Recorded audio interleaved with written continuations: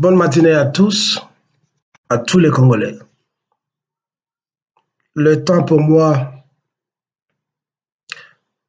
de féliciter le juge président de la haute cour dans laquelle le voleur, voyou et usurpateur de la nationalité congolaise, Monsieur Matata Mponyo, a comparu pour beaucoup de faits très scandaleux lui reprochés.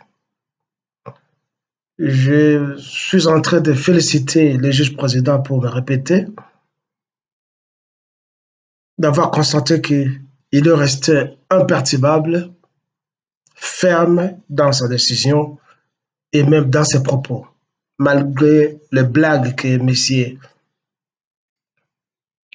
Matata Mponyo voulait glisser, lui et le collectif de ses avocats.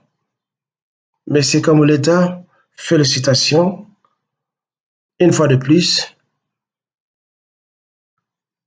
à te suivre, tu nous as donné l'espoir qu'il y a encore des hommes de droit dans ces pays. Et j'espère que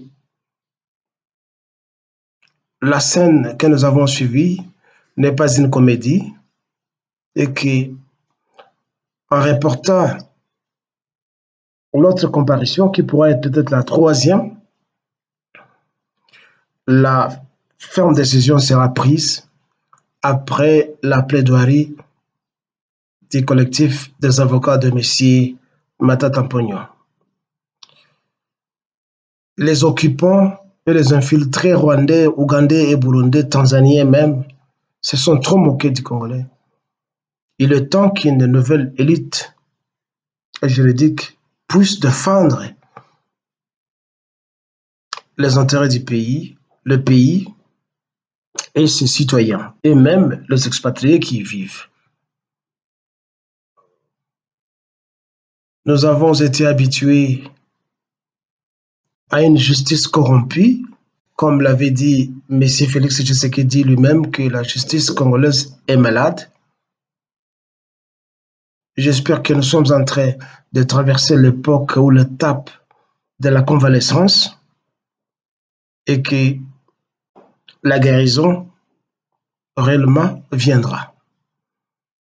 Alors, M. Kamuleta, soit le porte-étendard de cette guérison, soit le médecin qui doit guérir cette justice afin qu'on puisse mettre fin à cette humiliation que le Congo et les Congolais ont subi pendant tout ce temps. Tout le monde vient faire ce qu'il veut. Matata Mponyo, un Rwandais, qui se fait passer pour un Congolais. J'espère que la seconde étape sera celle de M. Vital Kamerhe, un autre voleur patenté, et cela sera suivi des autres criminels, non seulement ceux-là qui ont détourné les biens publics, mais ceux-là qui ont versé dans l'assassinat, dans le massacre, dans le génocide du peuple congolais. Cette justice doit s'étendre sur beaucoup de criminels qui remplissent notre pays. Ainsi, on pourra tamiser la véritable farine de grains lourds. Ces grains lourds, nous devons les condamner à perpétuité et les condamner à mort. Et d'autres doivent être déportés. Les autres, on doit leur ravir la nationalité congolaise qu'ils ont usurpée et ils doivent être déchus. Ils doivent être arrêtés.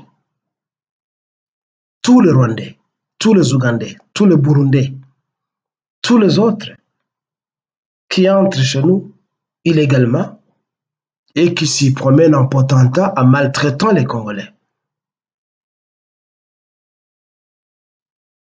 Le Congolais n'a jamais eu de défenseur, alors que nous avons un ministère de la justice, nous avons la police, nous avons soi-disant l'armée, mais surtout le ministère de la justice devrait tout faire pour protéger la nation. Sans cela, ils se moqueront toujours de nous. Alors, une fois de plus, M. Kamoleta,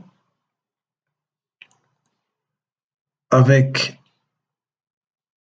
des assistants, rendez la justice comme il faut, afin que des incompétents, des usurpateurs tels que Matata Mponyo puissent apprendre une leçon. Ce sont ces gens-là qui se peuvent voir partout à travers la cité en se faisant appeler licencié en ceci et en cela, docteur en ceci et en cela. Et plusieurs fois, je me suis toujours demandé si nous allons à l'école pour apprendre à voler. Il est spécialiste de l'économie. Un économiste qui devient voleur. M. Kamere, qu'on appelle aujourd'hui docteur Vital Kamere, professeur à l'université, on se demande si la thèse qu'il a présentée ou qu'il va représenter a comme thème comment voler au Congo. En fait, tous ces gens qui volent, je pense, le thème commun et principal qu'ils défendent, c'est comment détourner le denier public et écraser la population. Et cela fait honte. Raison pour laquelle nos soi-disant universités ne sont pas cotées parmi les universités du monde. J'espère que la haute cour rendra bien la justice. Avant de terminer, je voudrais déplorer une chose.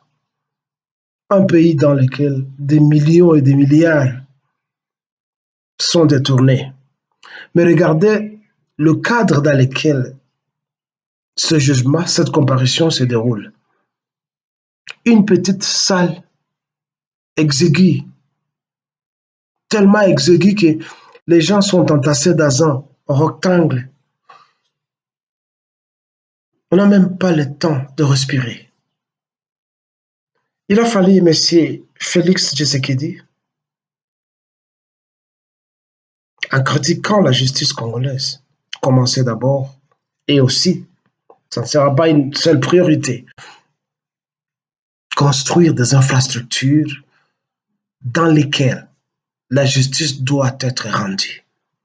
Plusieurs fois, nous voyons des jugements comme celui des Camérés se dérouler en dehors, sous le manguier, sous les bambous, sous les palmiers. Et parfois, quand il y a une petite pluie, les gens portent des parapluies. Quand il fait chaud, les gens se couvrent avec des parapluies contre l'attaque de toutes les intempéries. Mais quand vous allez ailleurs, mais remarquez comment est-ce que le service de la justice sont rendus dans des infrastructures impeccables. Toutes les cours doivent se présenter comme étant un amphithéâtre, ou même ceux qui ne sont pas concernés par la justice doivent venir suivre, assister à ce qui se passe, à ce qui se déroule. Ça se passe ailleurs, à part, sans doute, les criminels qui peuvent s'y glisser avec des armes. Mais ailleurs, quand il y a comparution comme ça, la salle est pleine. Et la salle est bien construite comme une salle théâtrale, comme un amphithéâtre. Mais comment est-ce qu'on peut rendre justice dans une salle exiguë comme ça? Et les images sont transmises partout à travers le monde. Et on dit, ça c'est le Congo. Le Congo, qu'on estime être le pays le plus riche au monde, malgré la situation dans laquelle nous nous trouvons. Mais nous devons quand même présenter une belle image à l'extérieur, Monsieur Félix Tshilombo. et ta bande de voleurs.